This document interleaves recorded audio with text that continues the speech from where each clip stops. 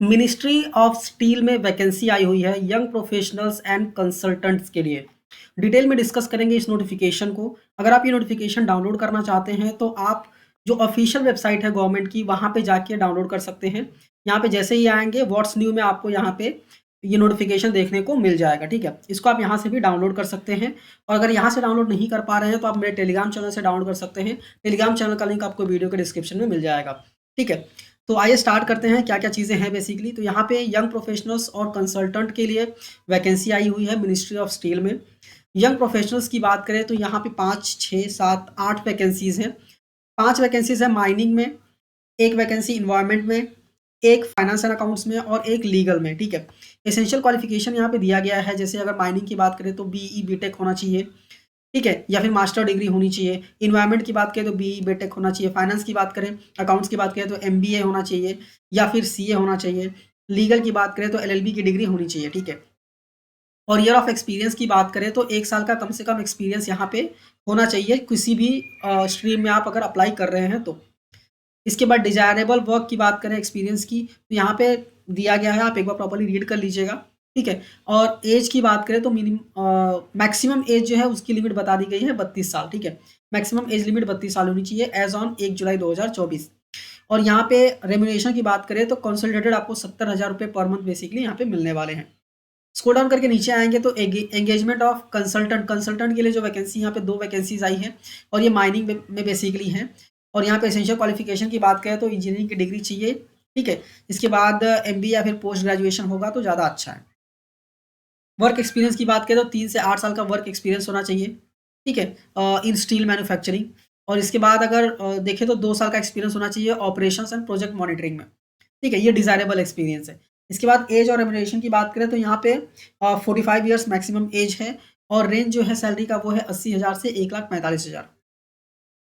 Scroll करके नीचे आएंगे तो जॉब डिस्क्रिप्शन में आपको प्रॉपर्ली दिया गया है कि कौन से स्ट्रीम के लिए क्या क्या जॉब डिस्क्रिप्शन होने वाला है, तो आप अपने हिसाब से रीड कर लीजिएगा जिस भी स्ट्रीम के लिए आप अप्लाई कर रहे हैं। टर्म्स एंड कंडीशंस की बात करें तो आपको कैसे अप्लाई करना है और मोड ऑफ रिक्रूटमेंट क्या होगा।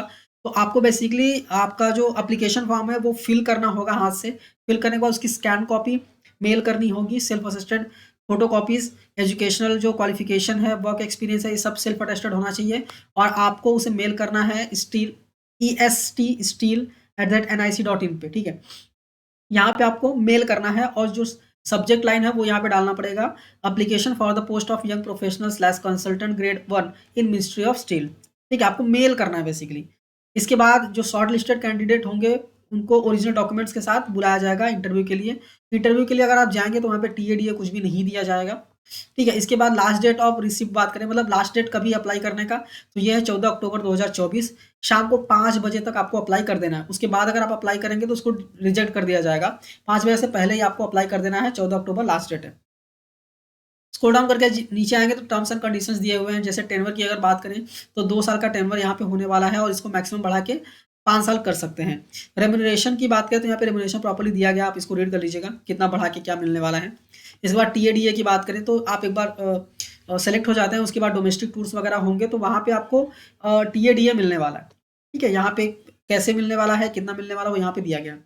पेमेंट की बात करें तो आपकी पेमेंट मंथ कंप्लीट होने के विद इन 1 वीक में आपको मिल जाएगी। लीव्स की बात करें तो पर मंथ 1.5 डेज की लीव्स आपको अलाउड है। ठीक है, टीडीएस की बात करें तो जितना टीडीएस कटना चाहिए वो बेसिकली कटेगा आपका सैलरी के बेसिस पे। आपका पुलिस वेरिफिकेशन भी होने वाला है। ट्रेनिंग की बात करें तो कम से कम 3 दिन का ट्रेनिंग दिया जाएगा ज्वाइन करने के बाद। ठीक है, इसके बाद बहुत सारे ये सब स्टैंडर्ड ऑफ कंडक्ट, इसके बाद लीगल स्टेटस, ये सारी चीज़ें आप चाहें तो रीड कर सकते हैं, कोई दिक्कत नहीं है।